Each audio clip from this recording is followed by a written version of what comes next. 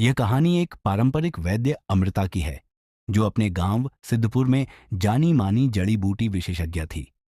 लेकिन जब एक मरीज की उसकी देखरेख में मौत हो जाती है, तो पूरा गांव उसे अभिशप्त मान लेता है। एक दिन शहर से एक युवा डॉक्टर विवेक उसके गांव आता है। वह आधुनिक चिकित्सा और अमृता की पारंपरिक चिकित्सा के अंतर को समझना चाहता है।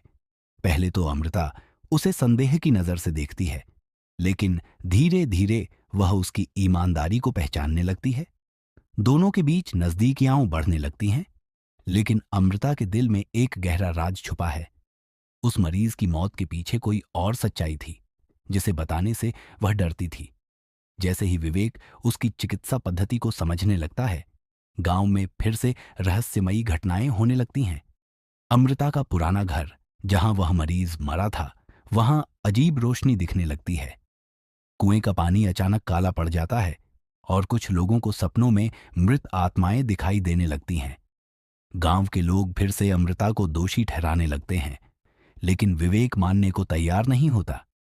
जांच करते करते उन्हें पता चलता है कि वह मरीज एक सामान्य बीमारी से नहीं मरा था, बल्कि किसी ने उसके इलाज में कोई गुप्त छेड़छाड़ की थी। लेकिन कौन और क्यों? कहानी यहीं खत्म नहीं होती, बल्कि एक नए रहस्य की ओर बढ़ती है। रहस्य गहराता है रात के सन्नाटे में।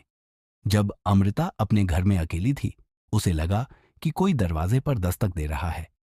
जब उसने दरवाजा खोला, तो बाहर कोई नहीं था, लेकिन जमीन पर एक कागज पड़ा था। उसने कांपते हाथों से वह कागज उठाया और पढ़ा, सच्चाई को मत खोदो, नहीं तो जो हुआ वह फिर होगा। उसके दिल की धड़कन तेज हो गई। ये कौन भेज रहा था? कौन नहीं चाहता था कि सच्चाई सामने आए? डर और संदेह। अगली सुबह विवेक उसके पास आया। अमृता, मैं कल रात गांव के कुछ बुजुर्गों से मिला, उसने कहा। वे कुछ छुपा रहे हैं। जब मैंने उस मरीज की मौत के बारे में पूछा, तो सबने चुप्पी साध ली। लेकिन एक बूढ़ी औरत, जमुना दादी, फुसफुसाकर बोली, ये कोई साधारण मौत नहीं थी, यह एक बलिदान था। अमृता सिहर उठी। बलिदान? किसका? क्यों? तभी गांव के मंदिर के पास भीड़ जमा हो गई। किसी ने बताया कि वहां एक और शव मिला है, गंगा प्रसाद, जो गांव का पुजारी था।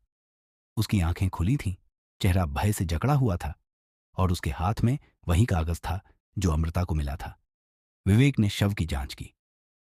यह किसी आम बीमारी से नहीं मरा। इसके शरीर पर अजीब निशान है, जैसे किसी ने इसके साथ कुछ अनहोनी की हो। गांव वालों ने फिर से अमृता को घेर लिया। तू ही श्रापित है, कोई चिल्लाया। तेरी वजह से ही हमारी बर्बादी हो रही है। लेकिन इस बार अमृता चुप नहीं रही। अगर मैं श्रापित हूं, तो बताओ कि पुजारी को किसने मारा? वह गर्जी। अगर मैं जिम्मेदार हूं, तो वह कागज उसके हाथ में कैसे आया? गांव वाले सहम गए। विवेक ने मौका देखकर कहा, हमें सच्चाई तक पहुंचना होगा। ये कोई आत्मा नहीं, कोई इंसान कर रहा है, और वह यही चाहता है कि हम डर में जीते रहें।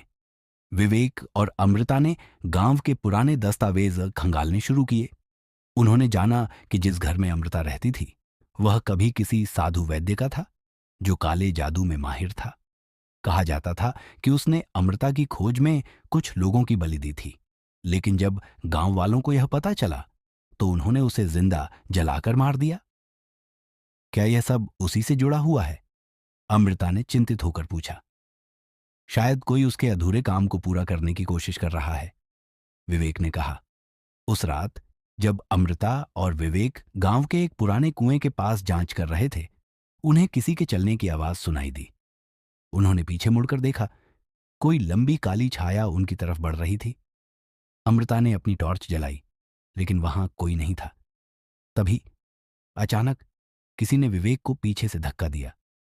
वह कुएं के किनारे लहराया, लेकिन अमृता ने फुर्ती से उसका हाथ पकड़ लिया। जल्दी बाहर निकलो, अमृता चिल्लाई। विवेक किसी तरह बाहर आया, लेकिन तब तक वह छाया गायब हो चुकी थी। क्या यह आत्मा थी या इंसान? अब सवाल यह था, जो उनके पीछे था, वह कोई इंसान था या सच में किसी आत्मा की छाया? और इससे भी बड़ा सवाल, अगर अमृता और विवेक सच्चाई के और करीब गए, तो अगला शिकार कौन होगा? अमृता और विवेक दोनों कांपते हुए एक दूसरे से सटकर खड़े हो गए। आवाज इतनी तेज थी कि उनके कानों में हलचल सी होने लगी। दीवार से एक तेज घर्षण की आवाज आई, जैसे कोई भारी वस्तु खिसक रही हो। फिर अचानक कमरे की रोशनी धुंधली पड़ गई और हवा में अजीब सी गंध फैली, जैसे किसी मृत शरीर का सड़न। खुशबू नहीं, बल्कि घृणा से भरी एक गहरी गंध। यह सब क्या हो रहा है? विवेक ने भय से पूछा। उसकी आवाज में हल्की घबराहट थी। यह कोई आत्मा नहीं, कुछ और है, अमृता ने कहा। उसकी आंखें अंधेरे में कुछ ढूंढने की कोशिश कर रही थीं। यह साधु की आत्मा नहीं है। वह इस जगह की ताकत से जुड़ा हुआ था और उसका जादू अभी यहां बसा हुआ है। विवेक ने तेजी से चारों ओर देखा। दीवारें मानो सिसक रही थीं और कमरे में अचानक से एक अजीब सी नीरवता छा गई थी। दोनों के बीच चुप्पी थी, जो अब और भी डरावनी लगने लगी थी। अचानक कमरे के बीच में एक अंधेरा साया उभरा, जो तेजी से उनकी ओर बढ़ने लगा। साया किसी इंसान का नहीं था। उसकी आकृति धुंधली थी, लेकिन उसकी आंखों में एक भयानक चमक थी, जो सीधे उनके दिल में समा रही थी। अमृता और विवेक दोनों पीछे हटते गए, लेकिन साया उनके पास पहुंच चुका था। तुम दोनों क्या चाहते हो? साया बोला। उसकी आवाज गहरी और डरावनी थी। क्या तुम सोचते हो कि तुम इस भूतपूर्व शक्ति को खत्म कर सकते हो? विवेक ने डरते हुए पूछा। तुम कौन हो? क्या तुम साधु वैद्य की आत्मा हो? साया हंसा, लेकिन उसका हंसी में कोई सुख नहीं था, केवल एक घृणा थी। मैं वही हूं, लेकिन साथ ही मैं वह शक्ति भी हूं जिसे तुम दोनों समाप्त करने की कोशिश कर रहे हो। साधु वैद्य की आत्मा तो पहले ही इस धरती से जा चुकी, लेकिन उसकी काली शक्ति मेरे भीतर समाई है। मैं वह ऊर्जा हूं जो गांव में बसी हुई है। अमृता ने आक्रोश में कहा। तुम्हें अब खत्म होना ही होगा। साया फिर हंसा। तुम क्या सोचते हो? तुम मुझे रोक सकते हो? और उसके बाद उसने दोनों की ओर अपना हाथ बढ़ाया। हाथ की उंगलियां जैसे किसी चुंबक की तरह खींच रही थीं। अमृता ने डर को नकारते हुए एक कदम आगे बढ़ाया। उसने अपनी जड़ी बूटियों से भरी थैली से कुछ सामग्री निकाली और अपने हाथों में फूंक मारी। यह एक ऐसा मंत्र था जिसे उसने कई सालों तक सीखा था। वह जानती थी कि यह उसके लिए एकमात्र मौका था। जैसे ही उसने मंत्र का उच्चारण किया, हवा में हलचल बढ़ गई और साया का रूप कुछ क्षणों के लिए मंद पड़ा। फिर अचानक वह जोर से चीखा, तुम नहीं जानती हो कि तुम क्या कर रही हो। लेकिन अमृता की आंखों में अब डर नहीं था, बल्कि एक दृढ़ संकल्प था। उसने एक बार फिर से मंत्र का उच्चारण किया और उसके बाद साया की आकृति धीरे धीरे धुंधली होने लगी। साया के शरीर से तेज सी आवाज आई, जैसे किसी गहरी धारा का पानी रिस रहा हो। फिर वह अचानक गायब हो गया और कमरे में फिर से सन्नाटा छा गया। क्या यह सब खत्म हो गया? विवेक ने शंका से पूछा। नहीं, अमृता ने कहा, यह सिर्फ एक शुरुआत थी। यह शक्ति यहां से गई नहीं है। विवेक ने देखा, अमृता का चेहरा तनाव और चिंता से भरा हुआ था। क्या इसका मतलब है कि हमें और संघर्ष करना होगा? हां, अमृता ने कहा, लेकिन हमें इसकी काली ताकत को पूरी तरह से खत्म करना होगा, या यह कभी भी वापस लौट सकती है। जैसे ही वे दोनों घर से बाहर निकले, अमृता ने महसूस किया कि उनके पीछे एक हल्की सी आहट थी। वह रुक गई और पलटकर देखा। वह साया फिर से उसी रूप में था, लेकिन अब उसका चेहरा डरावना था, जैसे उसने सब कुछ हारकर अपनी असली रूप को धारण किया हो।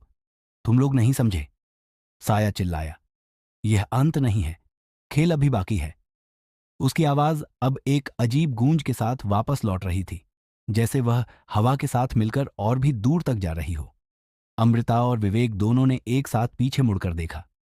साया अब पूरी तरह से प्रकट हो चुका था और उसका रूप अब बिल्कुल भी इंसानी नहीं था। वह एक विशाल काले धुंधले साये के रूप में था, जिसमें असंख्य छोटी छोटी आंखें चमक रही थीं। उसकी आवाज अब और अधिक गहरी और डरावनी हो गई थी, जैसे वह एक साथ कई लोगों की आवाजों से बोल रहा हो। तुम दोनों सोचते हो कि तुम मुझे रोक सकते हो? साया ने कहा। मैं कभी नहीं मर सकता। मैं किसी एक शरीर में बंधा नहीं हूं। मैं इस गांव की आत्मा बन चुका हूं, इस जगह की शक्ति का हिस्सा। अमृता का दिल तेजी से धड़कने लगा। वह जानती थी कि यह वह शक्ति नहीं थी जो उसने पहले महसूस की थी। यह एक डरावना रूप था, जो किसी असाधारण ताकत से उत्पन्न हुआ था, तुम हमें और सताना चाहते हो? विवेक ने कहा। उसकी आवाज में भय था, लेकिन साथ ही एक अडिग संकल्प भी था। तुम्हें अब जानना होगा कि हम भी यह खत्म करेंगे, चाहे वह कितना भी मुश्किल क्यों ना हो। अमृता ने अपने अंदर एक नई ऊर्जा महसूस की। उसे समझ में आ गया था कि साया केवल उस साधु वैद्य का काला जादू नहीं था, बल्कि वह उसकी शक्ति का परिणाम था। यह एक अभिशाप था जो गांव पर एक सदी से भी अधिक समय से छाया हुआ था। विवेक, अमृता ने कहा, हमें एक अंतिम कदम उठाना होगा। हमें वह जड़ी बूटियां और मंत्र एक साथ मिलाकर इसे हमेशा के लिए खत्म करना होगा। विवेक ने सिर हिलाया और दोनों ने तेजी से घर से बाहर निकलने की योजना बनाई।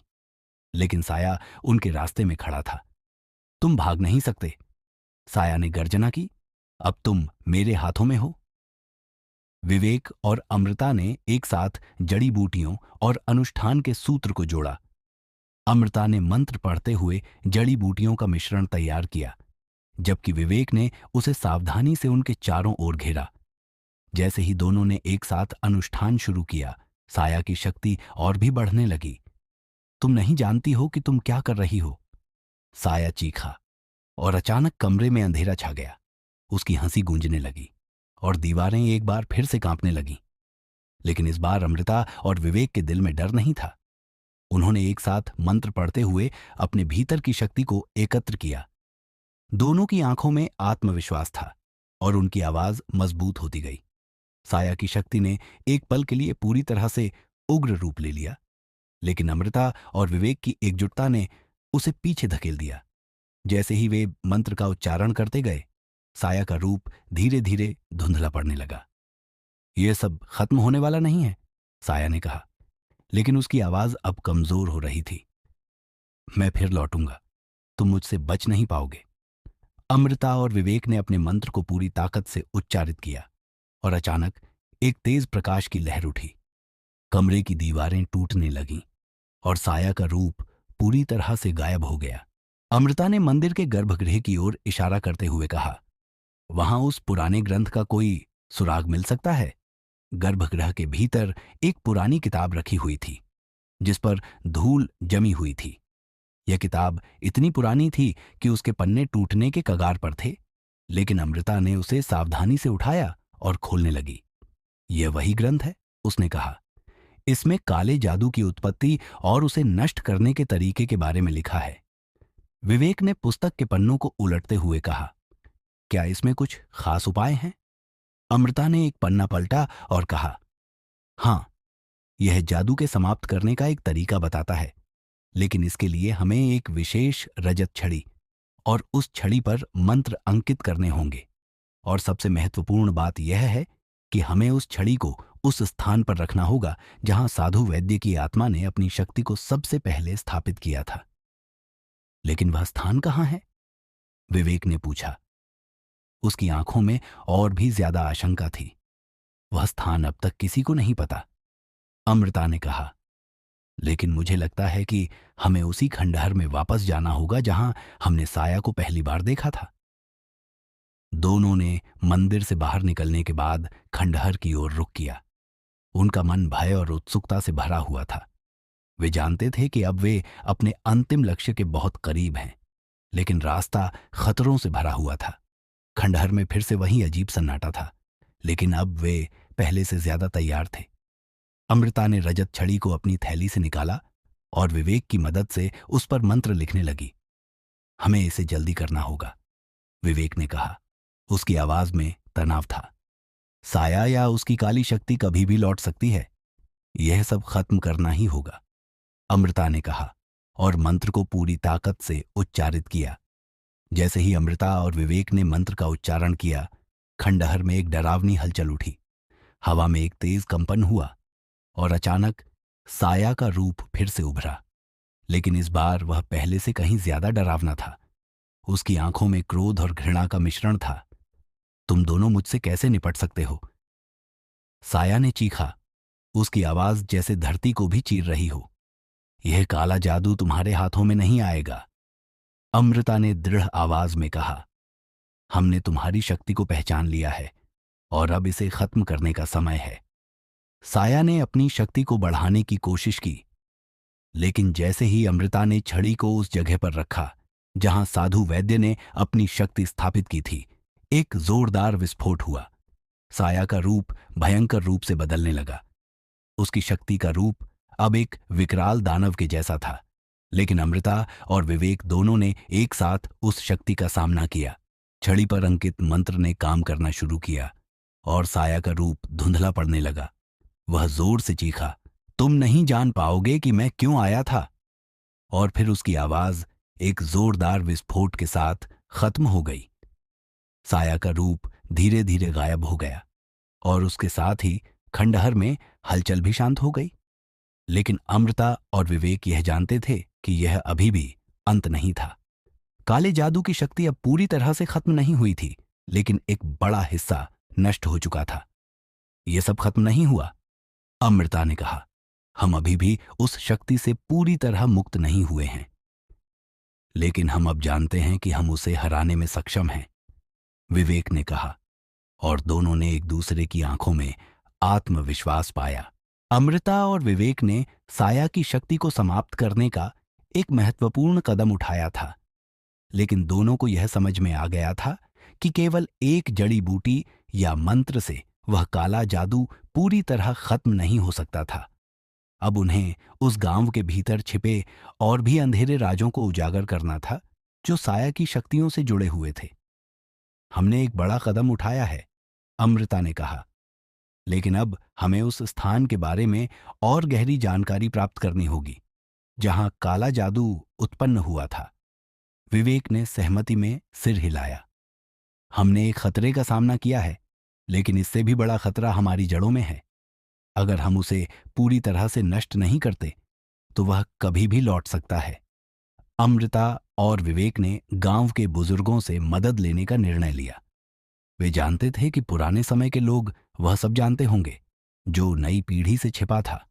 गांव के सबसे बुजुर्ग बाबा रामनिवास से मिलकर उन्होंने उस काले जादू की शुरुआत के बारे में पूछा। बाबा रामनिवास ने कहा, यह काला जादू बहुत पुराना है। साधु वैद्य ने इसे खुद अपनी जड़ों से जोड़ा था। वह एक विशेष चक्र के माध्यम से उस शक्ति को इस गांव में लाया था और तब से यह शक्ति यहीं बसी हुई है। लेकिन उस शक्ति को समाप्त करना बहुत मुश्किल है, क्योंकि यह हमारी धरती में समाई हुई है। तो हम क्या करें? विवेक ने पूछा। उसकी आवाज में तनाव था। बाबा रामनिवास ने गंभीरता से कहा, तुम्हें उस चक्र के स्थान पर एक साथ आकर उस शक्ति का सामना करना होगा। वह स्थान किसी जंगल के भीतर छिपा है। तुम्हें वहां जाकर उसे नष्ट करना होगा ताकि वह शक्ति पूरी तरह से खत्म हो सके। अमृता और विवेक ने अगले दिन ही अपनी यात्रा शुरू की। उन्होंने बाबा रामनिवास की सलाह मानी और उस जंगल की ओर रुख किया जहां उस काले जादू का चक्र था। रास्ता कठिन था और अंधेरे से भरा हुआ, लेकिन दोनों का मन मजबूत था। उन्हें पता था कि यह आखिरी मौका था। जंगल में पहुंचते ही दोनों ने महसूस किया कि यह स्थान किसी अजीब शक्ति से घिरा हुआ है। हवा में घुटन थी और जगह में कुछ ऐसा था जो उन्हें डराने का प्रयास कर रहा था। लेकिन वे बिना रुके आगे बढ़े। अचानक उन्होंने देखा कि जंगल के बीच एक पुराना मंदिर खड़ा था जो अजीब तरीके से धुंधला दिखाई दे रहा था। यह वही स्थान था जहां उस काले जादू का चक्र स्थित था। मंदिर के भीतर वे उस चक्र के करीब पहुंचे और जैसे ही उन्होंने उसे छुआ, एक जबरदस्त ऊर्जा का विस्फोट हुआ। साया की आवाज फिर से गूंजने लगी, तुम दोनों कभी भी मुझे नष्ट नहीं कर सकते। यह चक्र मेरी शक्ति का स्रोत है। लेकिन अमृता और विवेक ने एक साथ अपने मंत्र का उच्चारण किया और छड़ी को चक्र के बीच रख दिया। अचानक वहां एक जोरदार विस्फोट हुआ और चारों ओर की हवा तेजी से घूमने लगी। साया का रूप फिर से प्रकट हुआ, लेकिन अब उसकी शक्ति कमजोर हो चुकी थी। वह कांपते हुए बोला, तुम ये कैसे कर रहे हो? अमृता ने पूरी ताकत से कहा, हमने तुम्हारी शक्ति को समझ लिया है, अब तुम्हें खत्म होना होगा। विवेक ने जोर से मंत्र का उच्चारण किया और एक श्वेत प्रकाश की लहर उठी जिसने साया के काले जादू को पूरी तरह से नष्ट कर दिया। साया की चीखें गूंजती रहीं, लेकिन उसके बाद सारा अंधेरा छंट गया। उसकी शक्तियां खत्म हो गईं और वह पूरी तरह से गायब हो गया। साया के नष्ट होने के बाद मंदिर और जंगल दोनों शांत हो गए। हवा में शांति फैल गई और अजीब सी घबराहट अब गायब हो चुकी थी। अमृता और विवेक एक दूसरे की ओर मुड़े और उनकी आंखों में राहत और संतोष था। हमने यह किया, विवेक ने कहा। उसकी आवाज में विश्वास था। हमने उस काले जादू को नष्ट कर दिया। अमृता ने सिर हिलाया। लेकिन हमें यह भी समझना होगा कि यह हमारी जड़ें हैं जो हमेशा हमें प्रभावित करेंगी। हमें इस गांव और इस धरती के साथ अपनी भूमिका निभानी होगी ताकि यह काला जादू कभी वापस न लौटे। दोनों ने एक दूसरे को देखा और समझ लिया कि अब उनका कार्य समाप्त नहीं हुआ था। यह संघर्ष केवल एक अध्याय था और उनका अगला कदम था इस गांव और उसकी धरती को पूरी तरह से शांति देना, ताकि भविष्य में कभी भी ऐसा अंधकार न लौटे। गांव वापस लौटते हुए वे जानते थे कि एक नई शुरुआत हो चुकी थी। साया का काला जादू समाप्त हो चुका था और अब इस गांव के लोग शांति से रह सकते थे।